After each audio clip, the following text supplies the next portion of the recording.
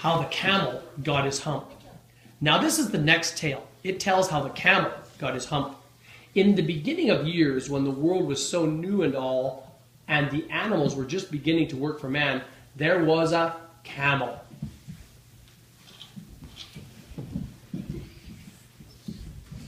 And he lived in the middle of a howling desert because he did not want to work. And besides, he was a howler himself. So he ate sticks and thorns and tamarisks and milkweed and prickles, most excruciatingly idle. And when anybody spoke to him, he said, "Humph."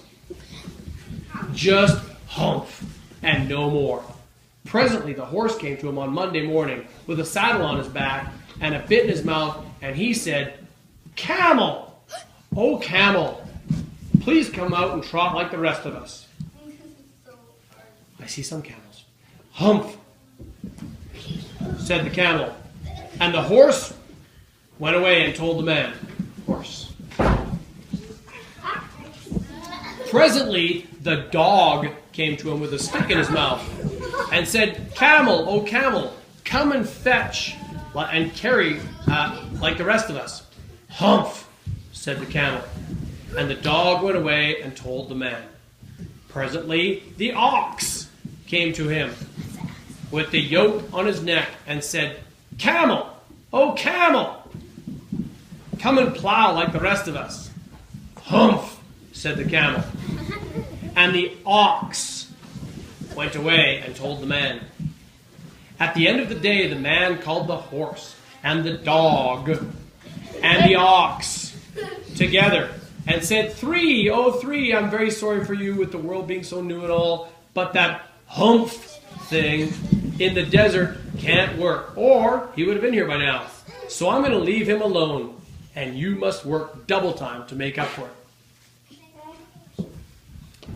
That made the three very angry with the world so new and all, and they held a palaver and an indaba and a punchayat and a powwow on the edge of the desert. Okay? And the camel came chewing milkweed most excruciatingly idle and laughed at them. Then he said, "Humph," and went away again. Presently there came a genie in charge of all deserts, rolling in a cloud of dust.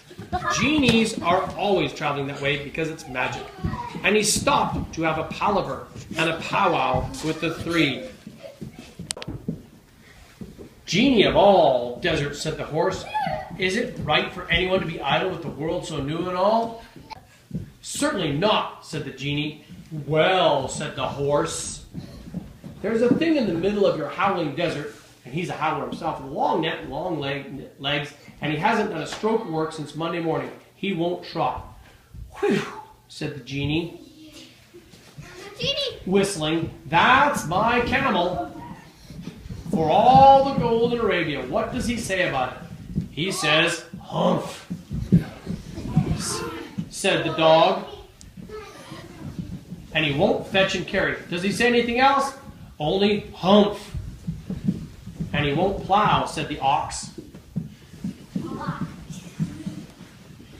Oh, some people got it. That's good. "Very good," said the genie.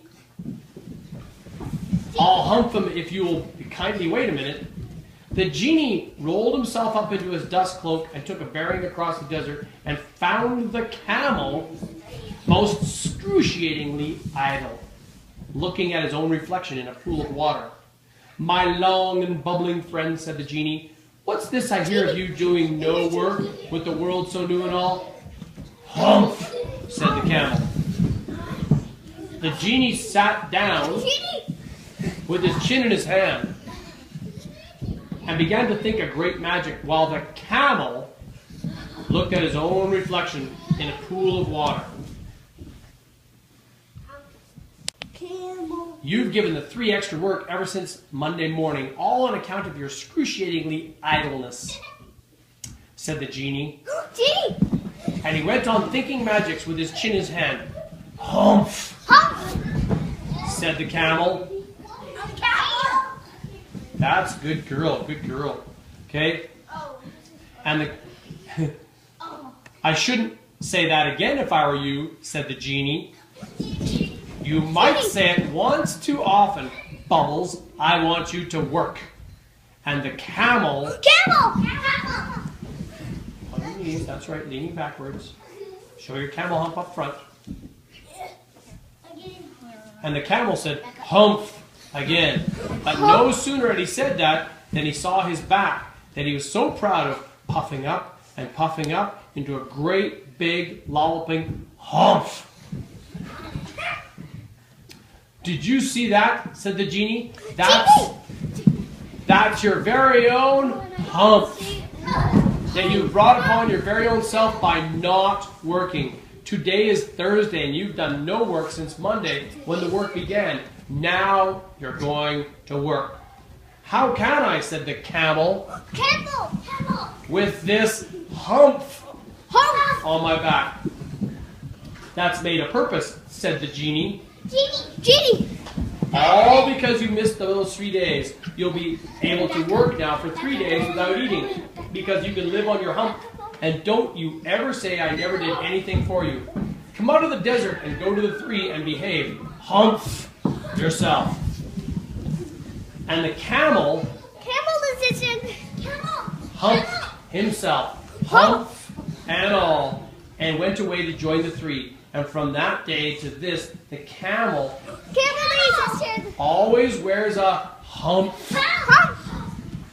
But we call it a hump now, not to hurt his feelings. But he has never yet caught up with the 3 days that he missed at the beginning of the world and has never yet learned how to behave. The end.